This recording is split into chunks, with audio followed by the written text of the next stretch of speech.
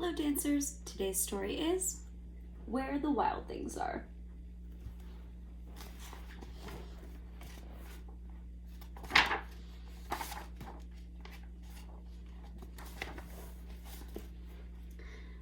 The night Max wore his wolf suit and made mischief of one kind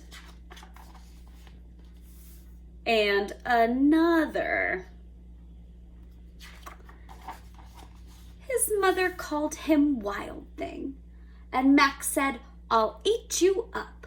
So he was sent to bed without eating anything.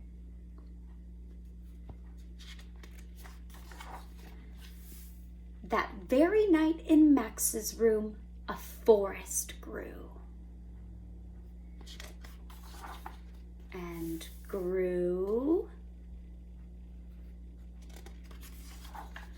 And grew until his ceiling hung with vines and the walls became the world all around him. And an ocean tumbled by with a private boat for Max, and he sailed off through night and day. And in and out of weeks, and almost over a year, to where the wild things are. And when he came to the place where the wild things are, they roared their terrible roars and gnashed their terrible teeth and rolled their terrible eyes and showed their terrible claws.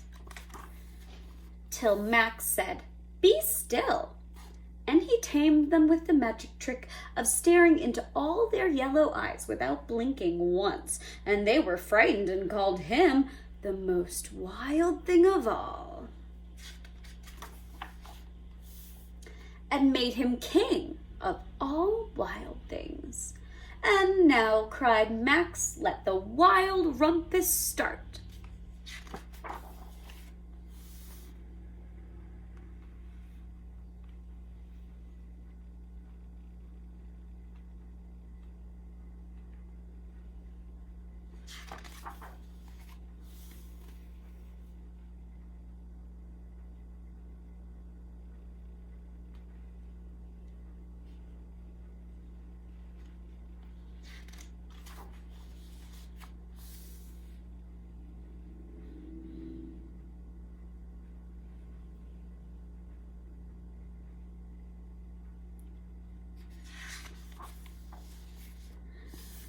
"Now stop," Max said, and sent the wild things off to bed without their supper.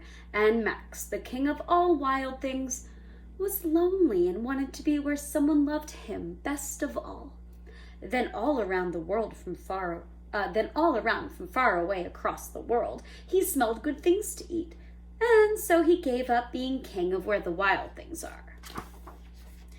But the wild things cried, "Oh, please don't go. We'll eat you up, we love you so." And Max said no.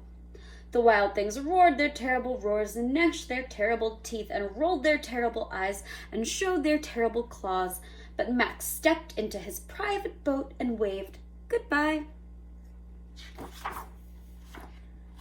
And sailed back over a year, and in and out of weeks, and through a day.